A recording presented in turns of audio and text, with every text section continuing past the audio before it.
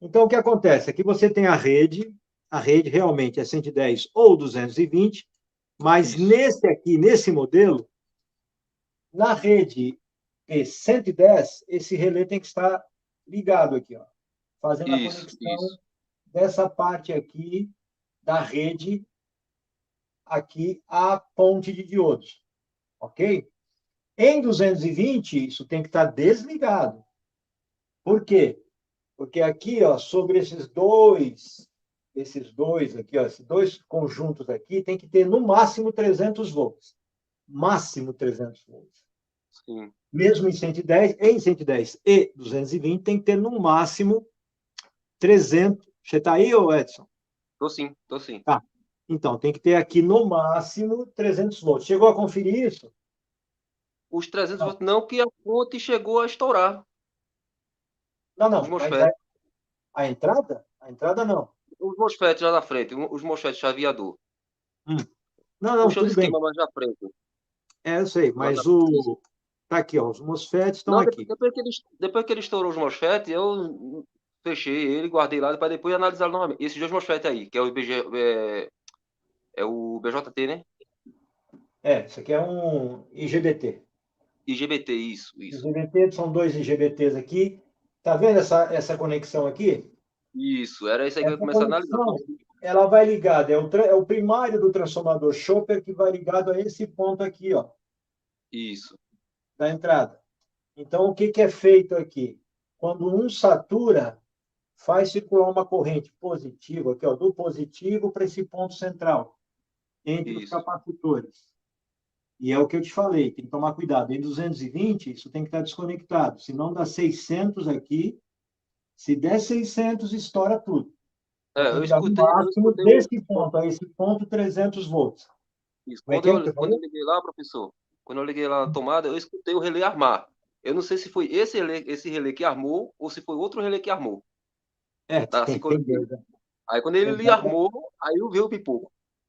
É, se ele armar, em 220 vem 600 volts e estoura tudo. Não tem Isso. jeito. Então tem que tomar cuidado. Pode ser um problema no circuito de detecção 110, 220, que tem um circuitinho que controla esse relé de 110, 220. Então você vai trazer para cá, ó, só do 300 volts, e ora eu vou conectar esse transistor satura, vai fazer com que a tensão aqui fique o mais, na verdade, 300 volts, vai ligar com esse ponto, que é 150 volts, pegando como referência esse ponto aqui, Sim. 300, né? E depois esse aqui vai ligar o 150 para o negativo, para essa parte mais negativa. Então, há uma corrente alternada que vai ligado desse ponto a esse ponto, que é o primário do Chopper, Isso. e aí, ora, vem uma corrente num sentido e ora a corrente é no outro sentido pelo transformador Chopper. Então, isso aqui é uma fonte half bridge, uma fontezinha half bridge, que ela trabalha com essa saturação e corte desses IGBTs. Para o pessoal ainda que não sabe o que é o GBT, é muito simples. Para que ele sature, é mais ou menos igual ao FET. Eu tenho que atingir uma tensão de 4 a 5 volts. Nesse ponto, temos um resistor de baixíssimo valor aqui. Aí o pessoal até pergunta, Mário, mas por que sendo excitado por tensão, praticamente não existe corrente para polarizar o IGBT? Não existe corrente? Não.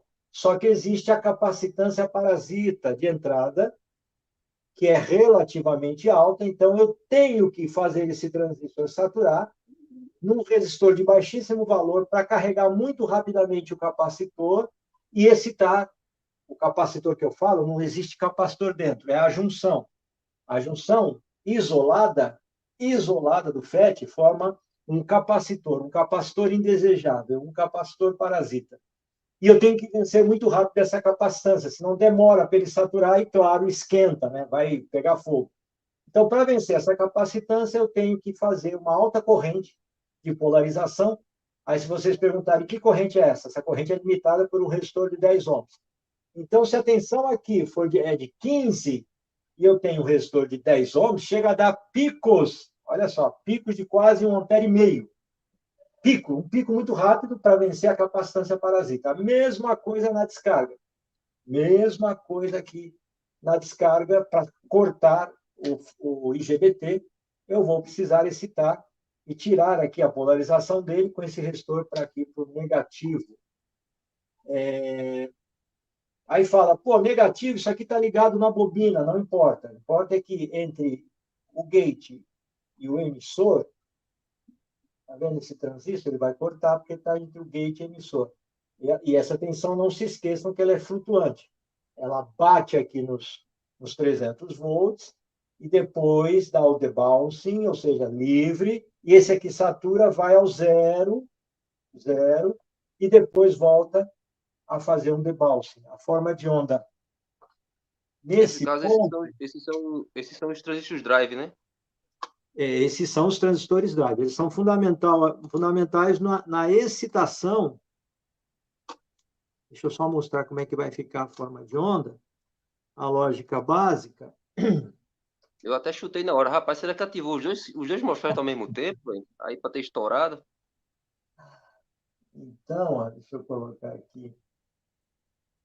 Tem aqui um IGBT, tem outro IGBT. Então, o que, que vai acontecer? Aqui, ó, tem o primário do chopper principal, que vai no meio dos capacitores lá de entrada.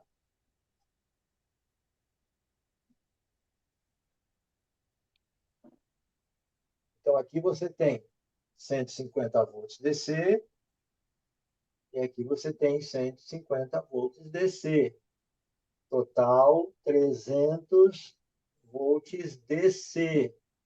Então, você, ora, vai excitar esse IGBT, vai circular uma corrente para cá, para o meio, e depois Sim. vai excitar esse IGBT, vai circular uma corrente para cá. Então, a forma de onda aqui desse ponto, ela é assim, ela sobe, vai a 300 volts.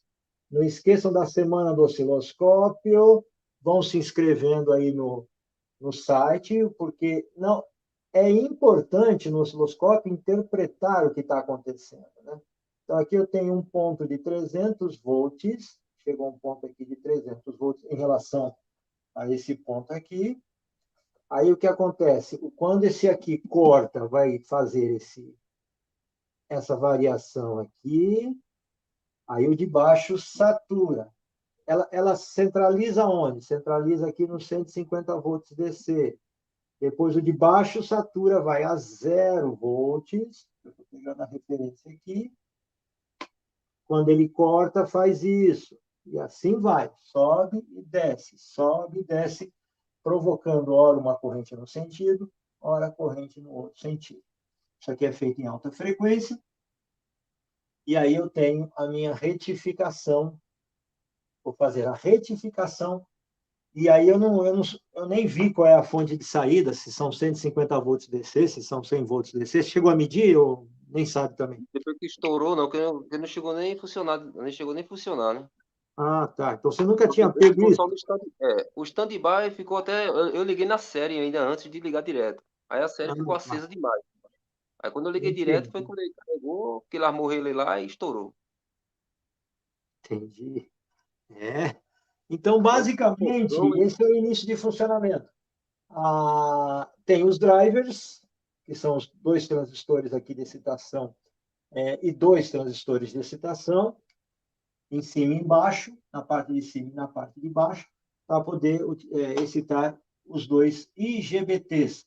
Então, o pessoal aí às vezes fica meio apavorado com o IGBT, não tem nada demais, o IGBT é praticamente igual ao MOSFET, com a única diferença que na hora da saturação, esse aqui consegue ter uma resistência coletor-emissor menor do que os MOSFETs. E aí quando eu preciso de muita corrente, então ele dá-se preferência à utilização do IGBT no lugar do MOSFET.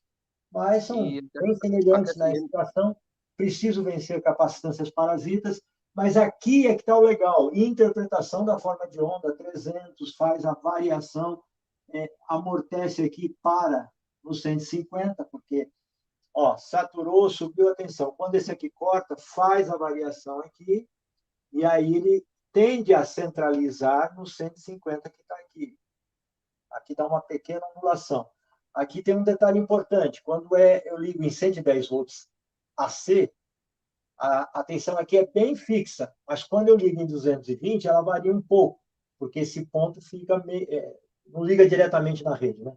Mas os capacitores são carregados pela rede, mas varia um pouco quando está em 220. Em 110, ela é bem mais fixa, mas aqui, cuidado, sempre tem uma pequena variação em 220, no seu caso aí, né? Entendi. Então, o que você vai fazer? Você vai ter que verificar, desligar os IGBTs, verificar primeiro se você tem os 300 volts corretos aí de excitação, certo?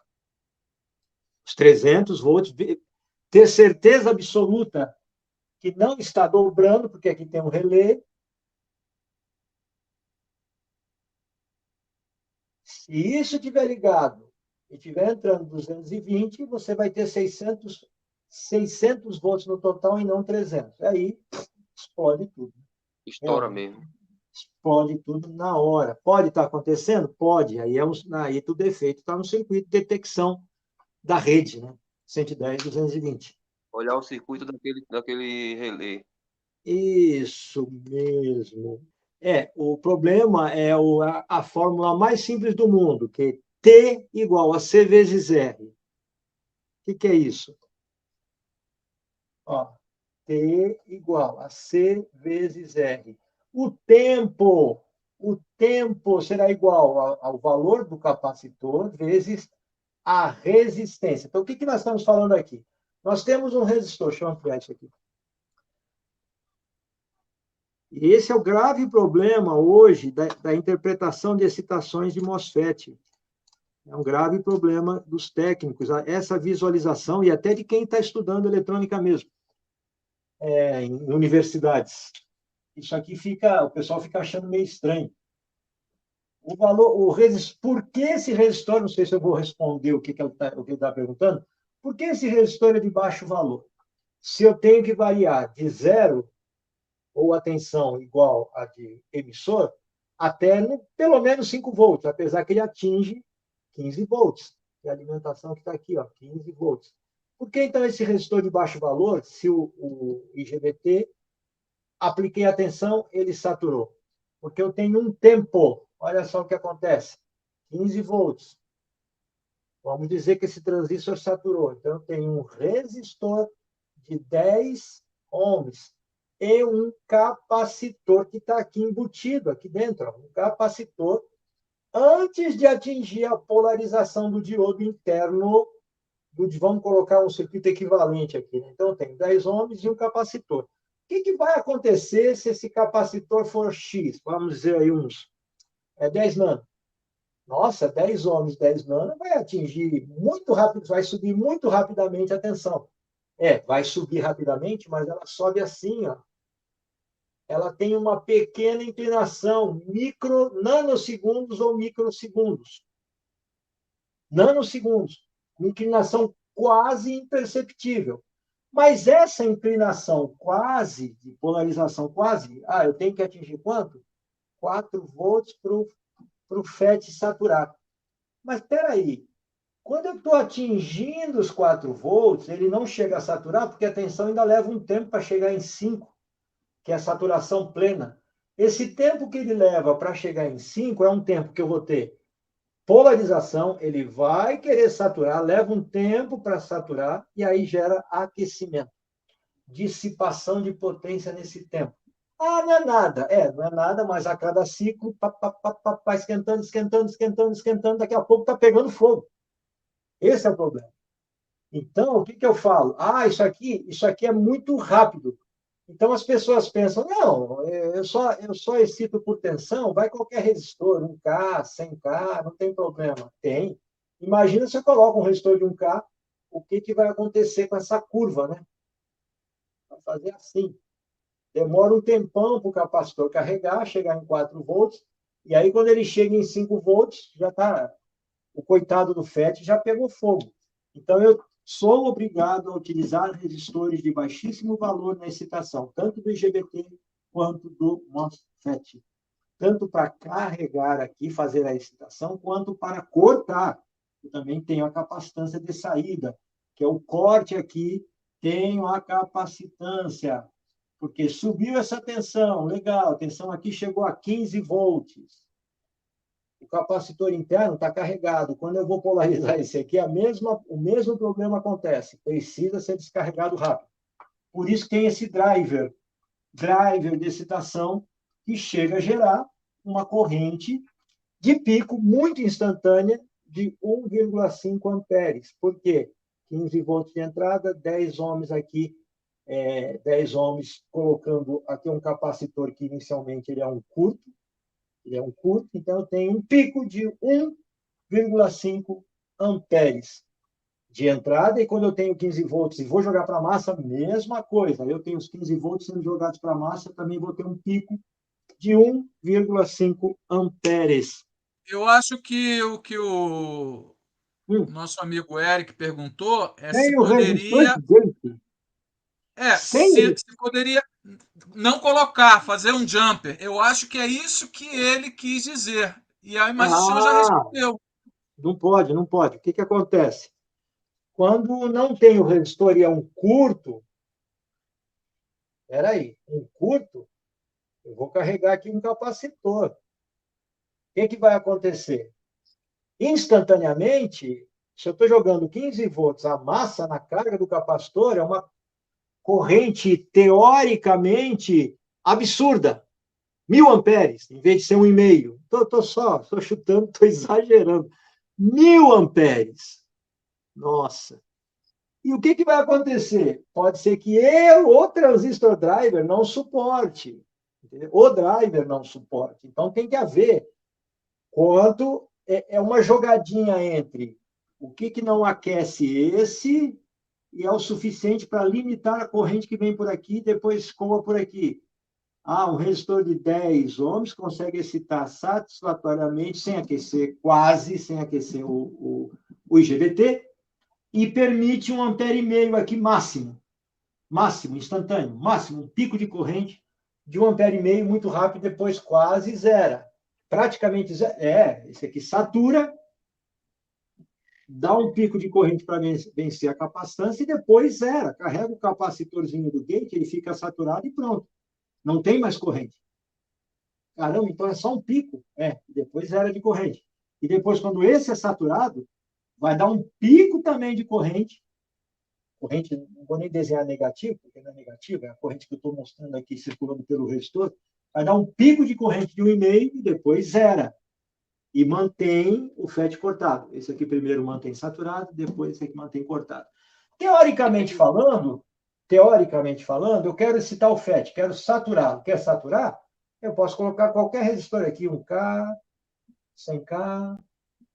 O problema é a rapidez da saturação e corte. É a rapidez. E aí eu tenho que vencer essa capacitância aqui muito rapidamente. E aí eu preciso nesse caso, baixo valor. professor. Então, não pode ser um curto. Deu para entender? Pergunta para ele aí se ele entendeu, porque não pode ser um curto. Existe? Perfeito. Então, precisa de uma resistência mínima para limitar o pico de corrente até vencer É uma maravilha. Eric Lopes, olha só, isso mesmo, Eric. Entendeu, né? Você pode ver que a maioria dos resistores que estão na base dos gates são resistores de baixo valor. O pessoal acha que, não, é baixo valor, vou colocar um jumper. Não. Não, você vai estourar o driver. Por que vai estourar o driver? Porque o driver, sem o resistor, ele não consegue saturar. A corrente é bem alta e ele não consegue chegar à saturação. Aí o que vai acontecer com ele? Ele é que passa a aquecer. Nossa. Ele é que passa a aquecer. Esse e esse. Por quê? Porque ele vai drenar uma corrente altíssima e aí o que acontece? Não consegue saturar. Não consegue. Por que ele consegue com esse resistor? Porque ele suporta 1,5 ampere, consegue, a corrente que vem daqui, lá do outro circuito, consegue colocar 1,5 ampere coletor emissor, limitado por esse resistor de 10 ohms. 1,5 ampere é a corrente máxima aqui. Com um curto aqui, a corrente vai, teoricamente, ao infinito. Não vai, né? Mas o que vai acontecer? Ele não consegue saturar. Resultado, esse aqui começa a aquecer, e aí gera... Claro, é um aquecimento que vai se acumulando, porque são picos de corrente. São picos de corrente. Vai se acumulando, acumulando, até que queima os componentes.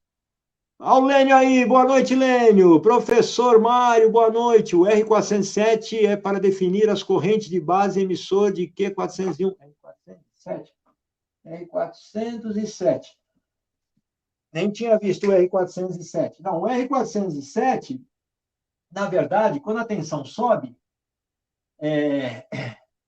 ele é de 51 ohms. Quando aqui a tensão sobe, vai fazer a excitação do de cima. Legal. E quando a tensão cai, esse resistor garante que esse transistor fique cortado. A mesma coisa, ó, quando a tensão sobe, esse resistor garante que esse esteja cortado. Então, esse é um resistor que trabalha nos cortes, garante o corte tanto do transistor de cima, quando a tensão aqui está baixa, como do transistor de baixo, quando essa tensão está alta. É o R407. É um negócio... Só nesse pedaço aqui, nós podíamos gastar 1 hora. Só nesse pedacinho aqui, explicando componente por componente, pecinha por pecinha. Professor, e no seu curso a gente aprende tudo isso, é? Qual o módulo, hein, para entender tudo isso? Então, o módulo 4. A gente finaliza no módulo 4, explicando a parte de conversores DC-DC. Né? E, claro, a gente complementa... Aí o pessoal fala, não, mas eu não vi isso detalhado. Não viu detalhado porque você não faz... Se não viu detalhado, você precisa recorrer à aula de reforço sempre, né? Para perguntar, tirar todas suas dúvidas, para não ficar nada pendente. Mas a gente explica, sim. Isso aí no módulo 4 já dá para... É claro que a gente fala, à medida que vai falando de amplificadores, módulo 3, e depois chega no módulo 4, a gente chega em conversores DC-DC. Isso aí é destacado. Ô Edson, aproveita, tira suas dúvidas aí, rapaz, ao vivo com o professor. Agora o professor já me deu um caminho para me olhar já sobre o circuito daquele relé, e eu tava começando a analisar também o TL494. Sim. Mas você que trabalha junto com ele para poder ir para os drive, para poder excitar os dois e o BJT, né? Não, é IGBT. IGBT. Insulated Gate Bipolar Transistor, né? IGBT, Bipolar Transistor. Transistor bipolar, parecido com o normal, só que é de porta isolada, né? Isolada. Então, ele é um IGBT.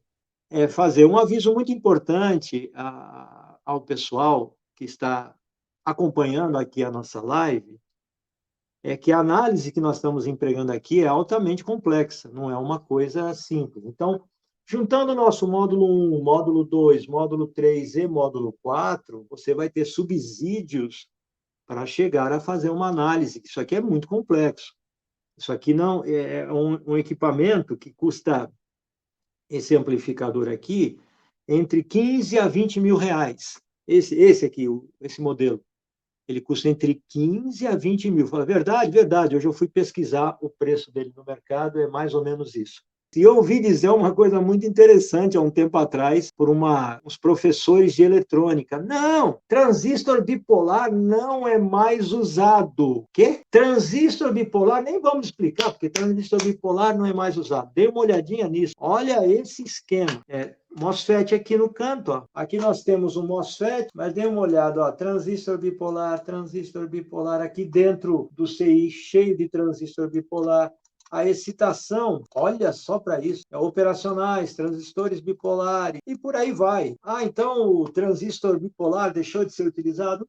Não deixou e nem deixará, é muito difícil. Lênio, professor Mário, tem problemas usar o recurso de curto base emissor desse IGBT para uma suposta análise e verificar a condução de coletor e emissor como fazemos no transistor bipolar? O que nós podemos fazer é aplicar um curto com ele desligado para que ele não seja excitado. E aí, avaliar como estão, apesar que aí os drivers iam sofrer mais ainda. Então, se eu der um curto aqui e aqui, o que vai acontecer? Esse transistor aqui vai ser excitado, vai ser saturado para manter o FET trabalhando. O que não vai acontecer porque está um curto entre gate e emissor. Só que aí, o pico de corrente, que era 1 ampere, 1,5 ampere, é um pico. Ele se tornará constante. E aí o que vai acontecer? Ele também não suportará. Por quê? Tem um resistor de 10 ohms limitando, mas eu mantenho esse 1,5 ampere durante um tempo muito grande. Então não dá. O ideal aqui é aplicar um curto, desligar esse resistor. Por que aplicar um curto? Eu vou aplicar curtos aqui. Tá bom, vamos dizer que tá bom, né? Mas vou aplicar curto e vou desligar esse resistor. Aí eu consigo analisar até aqui todo o funcionamento desse, para ver se as formas de onda satura, depois satura, depois satura. É a forma de onda. É assim, ó. Vai a 15, corta, vai a 0, depois corta. E aí tem que ver como está colocado aqui, o que vai acontecer aqui, que eu não vi o resto do circuito. Aqui tem um tempo de excitação, né? Então, ele vai saturar, depois ele vai cortar, depois vai saturar. Então, tem que ver o que tem, o que está vindo aqui no circuito. Mas dá para eu fazer isso, dar um curto base emissor. Mas peraí, Mário, se eu já estou desligando esse resistor, por que eu tenho que dar esse curto base emissor, gate e emissor? Simplesmente porque ele em aberto, a base em aberto, sendo um circuito de alta impedância, ele poderá ser excitado por irradiação, ruídos. Ele poderá ser excitado. Isso não pode acontecer. Lembrem que a resistência de entrada do FET, agora o pessoal fica louco, a resistência de entrada do FET chega a dar 1 megon. Então, ruídos poderão excitar se esse gate estiver aberto. Mas, Mário, você acabou de falar que é quase um curto. Pessoal, aí é que está, né? Ele vai do quase curto, quando o capacitor interno está se carregando, a uma resistência de 1 megon. Nossa, 1 megon. Olha a lógica. Só que o tempo em que ele fica com curto é mínimo. Quase nada, é um tempo muito curto. E depois ele vai a quase 1 megon. Então, não se pode apenas desligar esse resistor. Eu tenho que garantir que ele não seja excitado por ruídos. Porque o que vai acontecer? Tem gente que vai passar. Ah, não, Mário, eu desliguei os resistores e queimou tudo.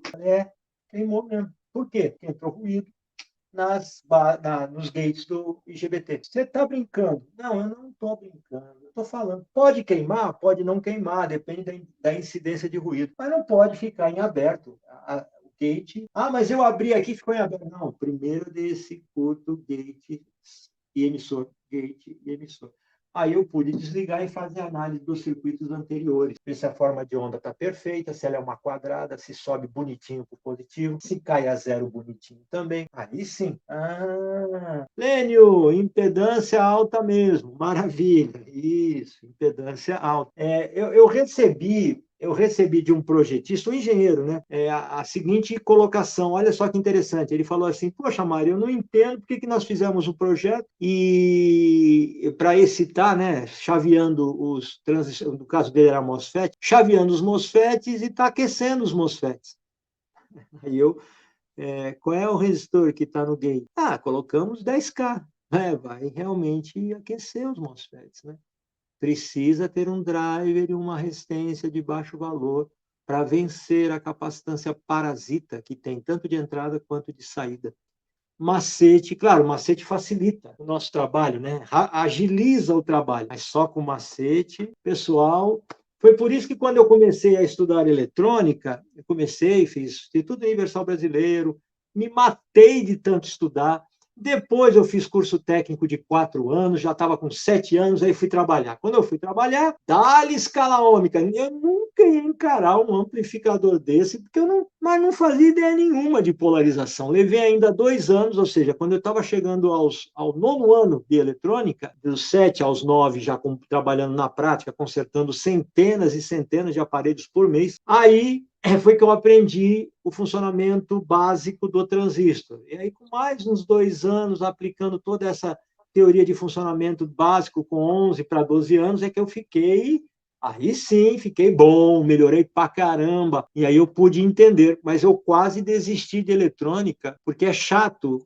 No meu caso, eu já tinha estudado tanto eletrônica, eu já tinha montado tantos kits da revista Saber Eletrônica, e quando fui trabalhar, me deparei com manutenção. E na tentativa e erro, pessoal, na tentativa e erro, era sonho, pesadelo, é horror. Eu sei o que vocês vivem, eu sei o que vocês vivem hoje, porque olha só, 7 anos de estudo não me deu base para trabalhar nessa análise de defeito tão necessária no mercado. E eu até achei estranho, né? Falei, poxa, por que a minha escola não deu análise de defeito? A minha escola especificamente não ensinou. E depois eu descobri que nenhuma escola técnica dava análise de defeito, nem o Instituto Universal Brasileiro, que eu fiz o curso também, não explicava de análise de defeitos. Então, quando a gente entra no mercado e quer fazer a coisa de uma forma correta, dominando realmente, para poder fazer um relatório, para poder explicar corretamente o que está vendo, a gente fica sem chão completamente.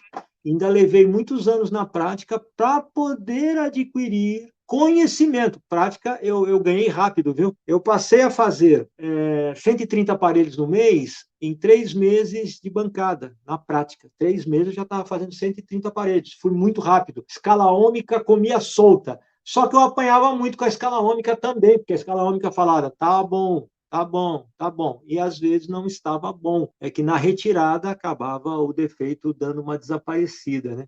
E aí, com medo de estar errando direto, eu passei a diminuir a utilização da escala ômica e trocando componentes, sem usar tanto assim a escala ômica. Até que eu fui ganhando teoria, base, e aí, até à medida que eu ia ganhando base e teoria desse gênero, do jeito que eu estou falando aqui para vocês, na minha assistência técnica, eu era o patrão e também ia ensinando quem ia chegando, os técnicos que vinham chegando, eu ia tentando ensinar essa forma de análise. E foi desenvolvendo, levou muitos anos, né, até chegar no que hoje é o ensino da CTA. Qual a diferença básica do nosso treinamento com o de outros treinamentos? Bom, pegando o treinamento convencional de eletrônica, não há análise de defeito. É claro que alguns treinamentos hoje do YouTube estão dando análise de defeitos. A maioria desses que dão análise e explicam baseado em análise, normalmente já passaram pela CTA, graças a Deus. Então, isso já estamos fazendo aí uma formação de YouTubers que já estão dando alguma análise de defeito. Mas aí nós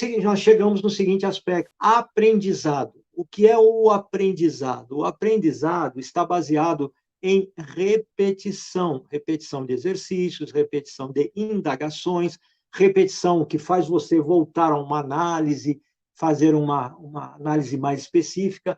Então, essa forma de reter as informações, a CTA possui uma metodologia que, além da metodologia de ensino de eletrônica, ainda possui a metodologia de retenção de informações, que vai fazer com que você realmente aprenda. Porque eu vou ser bem sincero, eu vejo o vídeo uma vez, vou ver outro vídeo, por mais excelente que seja o professor, e se tem professores excelentes na internet, você vai ver vídeo, vai passar a sua vida vendo vídeo, às vezes tem 1 ou 2 exercícios, uma pergunta ou outra, isso não basta, é necessário milhares de exercícios. Então, se vocês quiserem realmente aprender eletrônica, aprender mesmo, e se tornar um especialista em análise de defeitos e projetos e alcançar, dependendo do teu raciocínio, quanto você se dedicou, alcançar um patamar entre os melhores técnicos do mundo, e eu falo isso mesmo, do mundo, então venham para cá, venham ver, paguem o preço, paguem para ver, porque é realmente diferente. Só que cuidado, tem que se empenhar. Não vai, não, sou aluno. Não. Você tem que ser estudante. Aluno, você faz parte do grupo da CTA. Estudante é aquele que estuda mesmo, faz tudo que nós pedimos, tudo que nós exigimos, todos os exercícios bem feitos. E aí você se torna realmente um especialista em análise de defeitos e projetos. Vanderlando Abrantes Ferreira, Bem que eu gostaria, só me falta o dinheiro. Não, o Vanderlando. Vanderlândio, dinheiro, normalmente nunca ninguém tem. Ah, eu teria 1.000, 2.000, 10.000 de sobra? Não, alguns fazem poupança, né? E aí estão preparados para isso. A maioria do brasileiro, infelizmente, não faz poupança. Aqui, ó, plano de 8 meses de acesso, 4.812 à vista. Pessoal, até prática vocês têm estudando conosco. Vocês recebem kits, vocês conseguem desenvolver tudo que está sendo dado em aula, tudo na bancada, tudo fazendo com multímetro, e alguns que têm osciloscópio ainda conseguem aproveitar mais ainda. 4.812 à vista, mas dá para parcelar. Não, não dá, eu não consigo manter isso, tal. Pessoal, olha, aqui não estamos falando de um cursinho. Aqui nós estamos falando de uma mudança de vida, uma mudança de consciência, uma mudança de mente, uma metanoia completamente diferente. Os valores que nós temos aqui é um salário de um técnico bom, um salário só. E o nosso treinamento para te formar definitivamente é um salário de um técnico bom. Ah, eu não ganho isso. Está na hora de ganhar, está na hora de pensar em ganhar. Então, vocês podem fazer 8 meses, ou 12 meses, ou 16 meses, e tem as parcelas aqui, ó. Cliquem aqui, vocês veem a parcela. Ah, mas eu ainda não estou acreditando se é um curso bom. Ah, não está acreditando? Então, faz um teste. Faz por módulo. Módulo em 2 meses, em 3 meses e em 4 meses também. Vocês podem parcelar aqui. Pessoal, não se iluda. Vocês têm que estar preparados para o mercado. Vou falar de novo. Vocês têm que estar preparados para o mercado.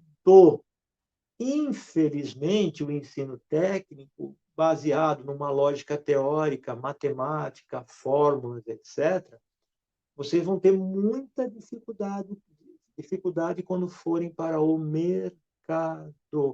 O nosso curso vai na veia, é bem objetivo, são bastante informações, mas bem objetivo. Acredito e muito, e mudou minha vida. Saí da área de consumo, eletrônica de consumo, e estou na área de automação, e vislumbrando um futuro, coisa que antes nem chance teria em cursos chamados normais. Obrigado, Luiz. Eu tomei a iniciativa, eu perguntei para o Luiz aqui no chat, você poderia entrar ao vivo e dar o seu depoimento? Porque a história dele é muito bacana, né? Luiz, fala aí da sua vivência, Luiz. Como dizia lá na escolinha do professor Raimundo, eu era pequenininho lá em Guarabira, né? Aí eu trabalhei durante mais de 20 anos com a área de consumo, mas não vi resultado, não. Estou vendo agora na área de automação. Eu fui tão enganado que eu fiquei especialista nisso. Quando eu encontrei a CTA, eu fui saber se o senhor era mais um. Vou ver se esse Mário realmente é mais um. Aí, quando eu vi o senhor explicando, acho que foi a questão da fonte. Aí, aquele vídeo ali foi que me convenceu a fazer. Porque eu vi que o senhor dizia o que era que estava acontecendo, né? Exato. Não ficava com aquelas enrolagenzinhas, enfeitando, tá? Porque quando a gente vai assistir esses vídeos, a gente sabe quem é que está enrolando, quem é que não está. Quando o cara sabe, quando o cara não sabe. Aí, justamente, aquele vídeo foi que me convenceu.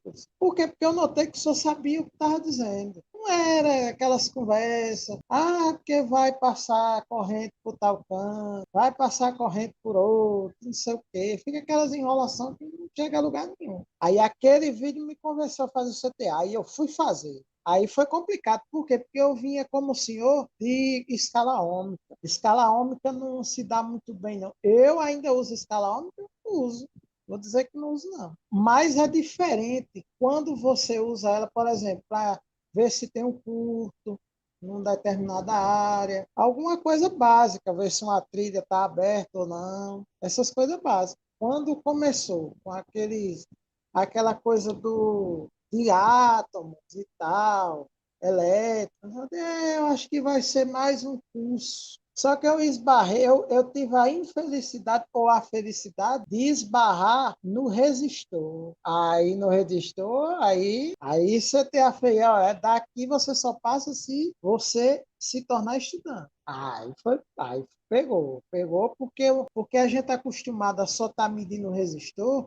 Como bexiga que a gente ia fazer para entender dimensionamento? Não entender não, professor. Não entende não. Aquilo ali trava a mente como a gente diz, do caboclo, não passa dali não. Eu penei para entender. Quando entendi, aí pronto. Aí foi.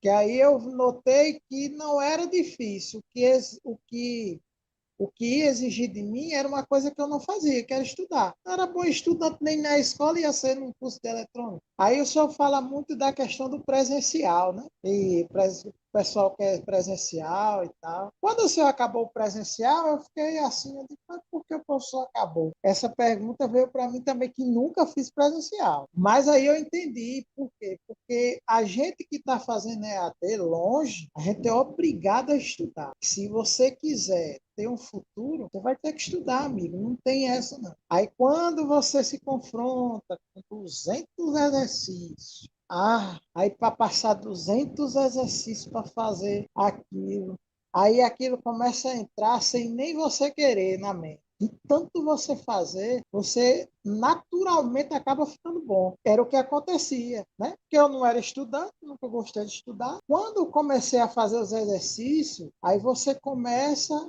a tomar gosto pela coisa, mesmo sem gostar, mas começa a gostar, porque começa desafiando, aí vai uma coisa nova, sempre vai acontecendo algo novo, aí daqui a pouco só trava um novo, aí vou dar um passo para trás, aí a gente relembra o que estava atrás, aí vai para frente de novo, aí vai, volta um pouquinho. É o que acontece muito entre os módulos, né? Eles se conversam sempre. Aquilo que a gente viu no primeiro é a base de todos os outros. Eu ainda não cheguei no quarto, estou indo para lá, estou a caminho. Mas outra coisa, mas o primeiro módulo, ele é a base, como eu brinco com o senhor, se você sobreviveu ao primeiro, os outros você vai sobreviver bem, bem demais. Aí a questão de ser caro, é mais caro gastar com coisa que não dá resultado. Claro que, se o senhor for entender assim, a nossa realidade brasileira é boa de salário e tudo, não, mas se a gente não fizer um esforcinho para mudar de vida, se eu não tivesse feito aquele esforço lá atrás para chegar hoje no terceiro módulo, eu não estava aqui na Flatec em Fortaleza, não. E se não fosse a CTA, se não fosse pelo senhor, eu não estava aqui, não. Mas seria bem mais difícil se eu não tivesse encontrado a CTA no caminho. Porque só escala única você não vai para frente. Como é que você foi parar em Fortaleza? Professor, eu fiquei desempregado na cidade, né?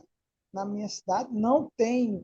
Você trabalha com área de consumo. Quem trabalha com área de consumo, como eu trabalhava com concerto de TV, receptor de parabólica, som, essas coisas com o tempo, com o avanço da tecnologia, que eram mais coisas analógicas, que eu ajeitava, consertava TV de tubo, som mesmo acabou. Por quê? Porque as caixas amplificadas deram lugar ao som. Porque quem é usuário não vai querer som. Para que eu quero som, professor?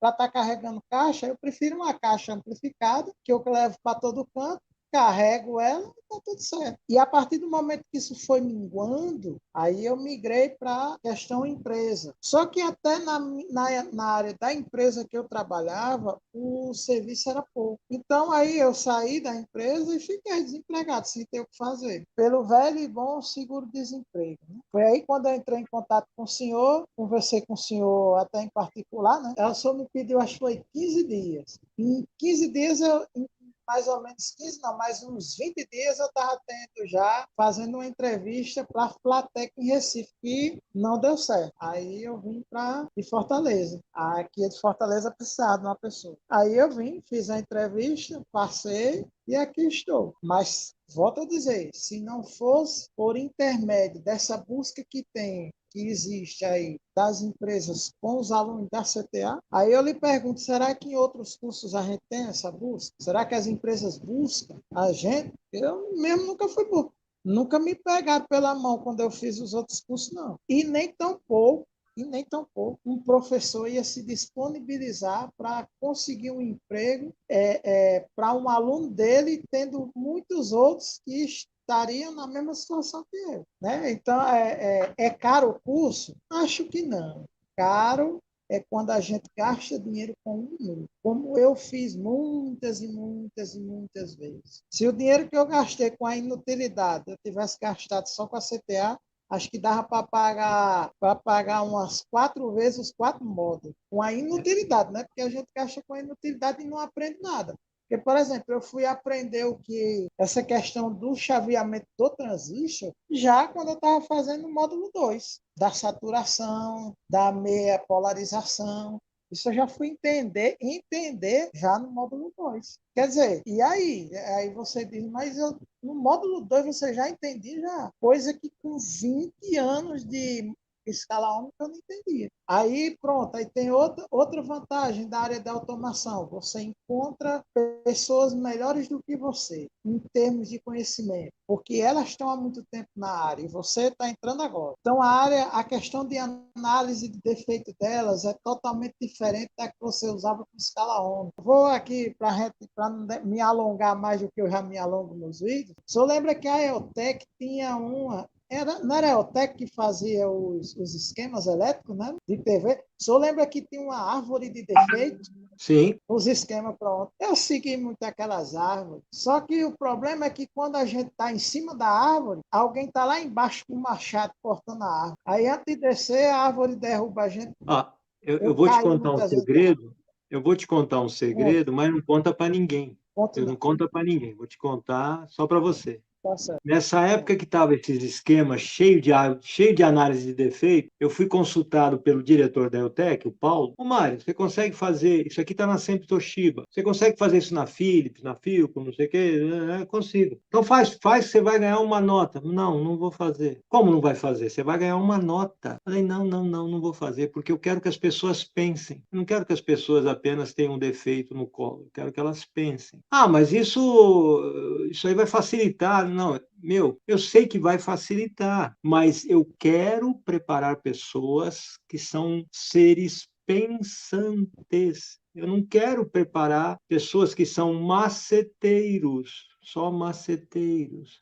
O macete é muito bom, mas junto com uma pessoa que pensa. Então eu recusei a proposta. Ele falou, mas você está recusando uma fortuna. Sim, eu estou recusando. Quem está nos escutando e que já tem lá seus 50, 60 anos, vai lembrar desses esquemas que eram cheios de defeito, defeito aqui, defeito ali, essa peça, aquele componente, aquele outro. E recusei a proposta de fazer em outras marcas, porque não era o que eu queria realmente estar passando. Eu queria que as pessoas crescessem tecnicamente. Então, sempre a minha vida foi batalhar para que houvesse crescimento técnico. E olha, graças a Deus, depois de tantos 30 e quase 40 anos de ensino, desde a esquema e depois na CTA, eu me alegro tanto quando eu escuto nas escolas, no Senai, os professores indicando a CTA, quer aprender eletrônica mesmo? Vai para a CTA. Isso é em peso. Quem passou pela CTA, que está dando treinamento, utiliza um pouco da metodologia, indica. Quem está em empresas que têm um alto cargo, já passaram pela CTA, indicam. É lá que o pessoal costuma dizer, quer aprender eletrônica? É lá que você vai aprender mesmo. Mas viu, Luiz, eu ainda não cumpri o propósito real. Que o propósito real, nós já alcançamos, vamos dizer...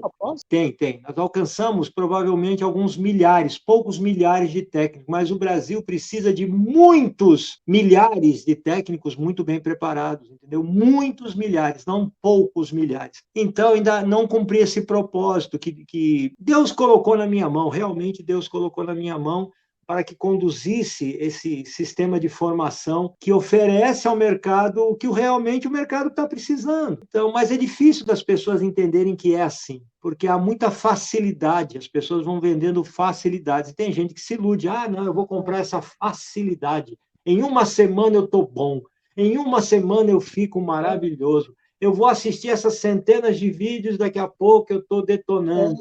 Então, as pessoas estão comprando facilidades. É uma pena, porque não estou falando que não aprende nada, mas aprende pouco e não deixa ele numa condição de se tornar um especialista mesmo, né? Então, é complicado.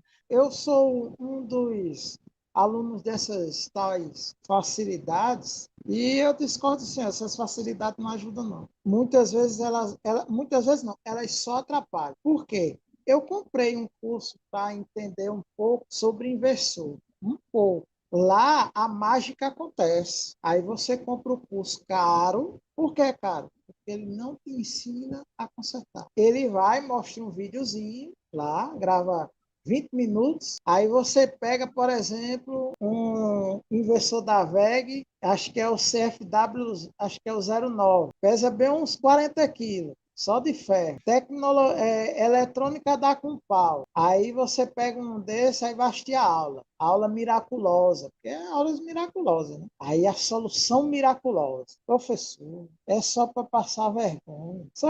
O senhor já passou por isso quando o senhor começou? O senhor já se sentiu patinando no gelo, ou como eu fazia na Paraíba, a minha mãe, Não. quando ia lavar a casa, botava sabão em pó e a gente ficava brincando, escorregando na casa. Pronto, é mais ou menos isso. Não Até eu ensina levei, nada.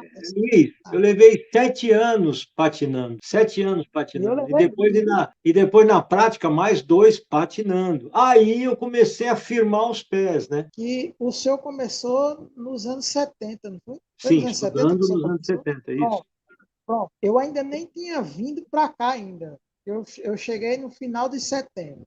Mesmo com essa diferença de décadas entre a gente, mas as histórias são sempre a mesma. Elas não mudam nada. Eu comecei com escala ômica e dei com a cara na parede, como a gente brincava lá na parede. E realmente a gente deu com a cara na parede. Não aprende nada. Eu era maceteado igual o senhor. Se desse um defeito maior, tchau. Fazia. Mas consertar como? Eu não conhecia, não sabia nem como é que funcionava direito um optoacoplador para fazer acionar um optoacoplador. E eu queria te agradecer demais, viu? Eu gosto demais de você. Nossa, eu tenho um prazer enorme por desafios. Qual o desafio? Tornar aqueles que não teriam chance mesmo de se destacar, Não a tem gente dá, dúvida. tá aqui, ó. A base está aqui. Agora você pega firme, usa e vai se destacar, vai fazer diferença no mercado, vai ser um grande técnico. Olha, isso é prazeroso demais, prazeroso demais. E eu queria te agradecer demais, Luiz, por de novo estar aqui, esse bate-papo, para incentivar muitos, né, ficam naquela, É, não sei, não sei, não sei. Ah, se for dinheiro jogado fora, eu entendo, viu? Eu joguei muito dinheiro fora, pensando em aprender e não aprendi foi nada. tá certo, maravilha. Que bom que você está agora em Fortaleza, na Flatec. A Flatec é uma das maiores empresas de automação do mundo. É, meu, muito bom mesmo. Obrigado aí a todos que tiveram a paciência e muito obrigado pela participação, Luiz. De novo, muito obrigado mesmo, de coração, tá bom? Obrigado, professor, por deixar eu participar. E quem tiver condições de fazer CTA, pode fazer. Porque não é só um curso, é uma mudança de vida. Eu que o diga, viu? Eu sou prova viva que não é um curso, é uma mudança de vida. Amém.